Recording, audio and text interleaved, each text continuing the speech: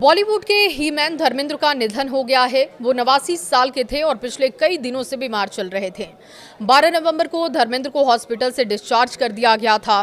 धर्मेंद्र को भारतीय सिनेमा के इतिहास में सबसे महान, सबसे खूबसूरत और सबसे व्यावसायिक रूप में सफल फिल्मी सितारों के रूप में देखा जाता था।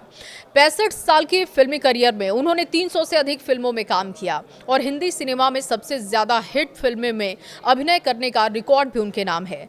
न्यूज़ 18 भी धर्मेंद्र को भावभीनी श्रद्धांजलि देता है। बॉलीवुड एक्टर धर्मेंद्र का जन्म 8 दिसंबर 1935 को पंजाब के साहनेवाल गांव में हुआ था। धर्मेंद्र ने 1960 में दिल भी तेरा हम भी तेरे से डेब्यू किया और 1960 के दशक में पॉपुलर भी हो गए। उनका आई मिलन की बेला, फूल और पत्थर और आए दिन बहार के ने उन्हें रातों रात स्टार बना दिया। उन्हें ही मैन कहा जाने लगा, जो आज भी कायम है। उनकी फिल्में शोले से लेकर यमला पगला दीवाना तक सभी फिल्में फैंस की फेवरेट रही हैं।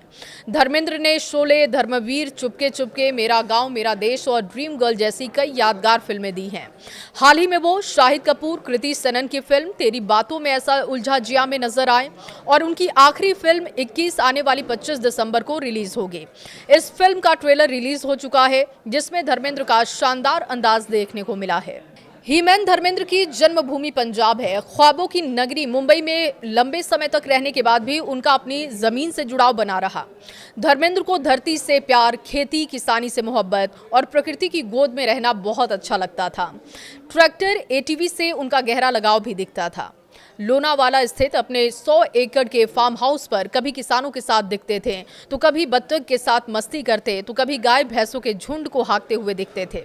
कुछ ऐसी तस्वीरें भी आपको दिखेंगी जिनमें वो ट्रैक्टर चलाते देखे गए। धर्मेंद्र एक अभिनेता, नेता, पति, पिता समेत और भी पारिवारिक और सामाजिक रिश्तों को दिल से निभाने वाले व्यक्ति के तौर पर जाने जाते थे। धर्मेंद्र अभिनेता के रूप में सफल रहे, लेकिन उनका राजनीतिक करियर अच्छा नहीं रहा। दरअसल धर्मेंद्र ने जब राजनीति में कदम रखा तो बीजेपी ने भी इसे एक मास्टर स्ट्रोक की तरह देखा। बड़े स्टार, जनता में अपार लोकप्रियता और राजस्थान की मरुधर इलाके में उनकी फिल्मों की भारी फैन फॉलोइंग को देखते हुए धर्मेंद्र को बीकानेर से उतारना पार्टी की रणनीति का अहम हिस्सा था।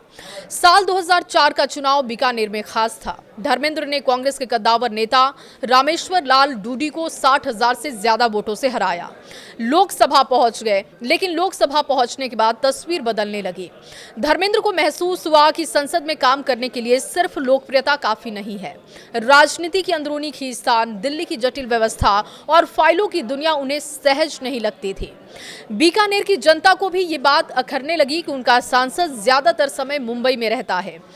धीरे धीरे नाराजगी भी खुलकर सामने आने लगी। तो 2009 में उनका कार्यकाल जब खत्म हुआ तो धर्मेंद्र ने राजनीति को अलविदा कह दिया। बीजेपी के बड़े चेहरे रहते हुए भी उन्होंने दूसरा चुनाव लड़ने से इनकार कर दिया था। धर्मेंद्र ने 1954 में प्रकाश कौर से शादी की थी। शादी के वक्त धर्मेंद्र महज 19 साल के थे। शादी के बाद उन्होंने एक्टिंग की दुनिया में कदम रखा। वो 4 बच्चों के पिता भी बने। हेमा मालिनी के साथ फिल्में करने के दौरान धर्मेंद्र का दिल ड्रीम गर्ल पर आ गया था। वो हेमा से शादी करने के लिए प्रकाश कौर को तलाक देने को तैयार थे, लेकिन पहली पत्नी ने तलाक देने से इनकार कर दिया। हेमा मालिनी, धर्मेंद्र ने एक दूसरे को डेट किया और फिर परिवार के खिलाफ जाकर मई 1980 में उन्होंने शादी की। कहा जाता है कि हेमा से शादी करने के लिए धर्मेंद्र ने मुस्लिम धर्म भी अपनाया था।